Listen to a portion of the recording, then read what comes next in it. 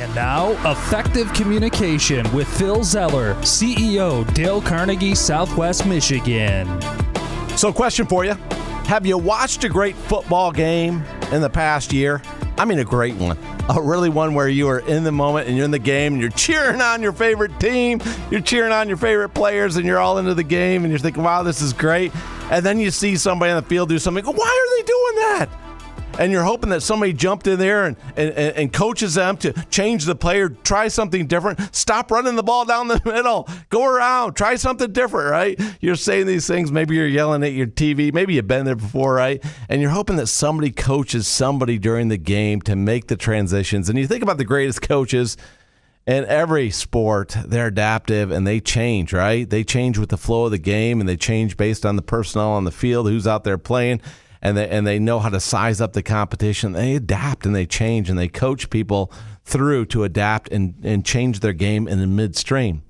Now, I share this with you because the best coaches do this. And whether you're talking American football, soccer, regular football, what we call football, right? Or whatever you're talking, any team sport, the coaches are the best out there. Are adapting, constantly adapting and watching what the other team's doing and taking what they got, right? And you see this in basketball as well as pretty much every sport out there with great coaching. So I want to bring it back to you, though, as you think, because this is always about you on effective communication. What can you do as an individual to become more effective when communicating with other people? And people always ask me, how do you coach somebody to be better? How do you help somebody be better? And the first thing to understand that if somebody wants to be better, it's because they're going to make a choice to be better. Dale Carnegie said, a person convinced against their will is of the same opinion still. Think about that for a moment. Nobody wants to be forced to do anything. So the first step to becoming an effective coach and coaching people is make sure you gain permission first. You always got to gain permission. And sometimes you got to come around and ask, say, hey, may I have permission to share with you some things that could help you make this situation better? And ask for that permission. Ask for permission. May I give you some feedback? This is pretty cool. May I give you some feedback on it? And ask for the opportunity to coach somebody. Just don't think that you've got it. You want to ask somebody because you don't want to offend anybody, right? So first, ask for permission. Second thing you want to do is once they say, yeah, I'll take some feedback, you want to make sure that the feedback is positive. So you're going to begin with praise and honest appreciation, because I tell you what, if you don't get the feedback and somebody doesn't start with beginning with that praise, it can be really bad. I remember one time I was working on a car. I was working on an old 71 Oldsmobile Cutlass, classic muscle car from the United States, right? An Oldsmobile Cutlass, 1971. And I remember the bracket on the battery broke. And so most cars have batteries, right? Well, they all do now, especially if you have an EV, right? You got a lot of batteries. So I went to fix a bracket on the Oldsmobile, and I asked my dad, who had a mechanical background, I said, Dad, what would you recommend I do?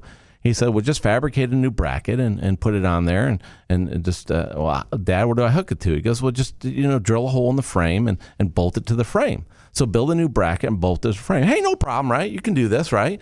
So I get out there with a hand drill, and for those of you that are mechanics out there, 71 Cutlass. I mean, that is some. That frame was tough. I mean, that was some great Detroit iron there in Michigan, and I'm trying to drill through this thing, and I'm just having to bear with it. And then finally, after fighting this thing and pushing everything I got on this drill bit, trying to drill a hole through so I can put a bolt to fabricate a bracket onto this frame, I get the drill to get through the steel of the frame where I'm going to put the bolt, and the drill just takes off once it cuts through the steel. That's the hard part, but right behind it was the radiator. Now, have you thought about what your radiator is made of on your car? Well, most of them are made of aluminum, like an aluminum tin can, like what you drink a Coca-Cola or a Pepsi-Cola out of, right? And all of a sudden, boom, that drill bit hits that and goes right into the aluminum radiator after all that force of going through the steel. And now I have a hole in my radiator, the perfect size of the drill bit that I was using, which was about a 1/4-inch drill bit.